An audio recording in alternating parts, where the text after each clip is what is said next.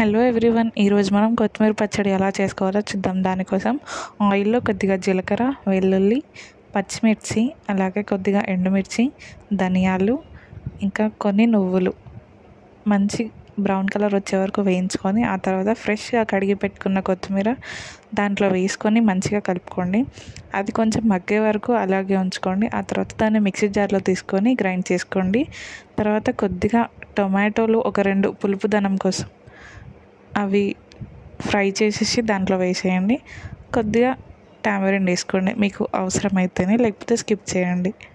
ఇప్పుడు తాలింపు కోసం మళ్ళీ అదే ప్యాన్లో కొద్దిగా ఆయిల్ వేసి దాంట్లోనే ఆవాలు, జీలకర్ర, ఇంకా ఎండుమిర్చి, కరివేపాకు వేసుకొని ఆ గ్రైండ్ చేసుకున్న పచ్చడిని దీంట్లో వేసి కలుపుకోండి. అంతే, ఎంతో టేస్టీ కొత్తిమీర పచ్చడి ready. Thank you for watching. అయ్యో, నేను దీంట్లో పసుపు వేయడం మర్చిపోయా, ఇది లాస్ట్లో యాడ్ చేసుకోండి. Thank you.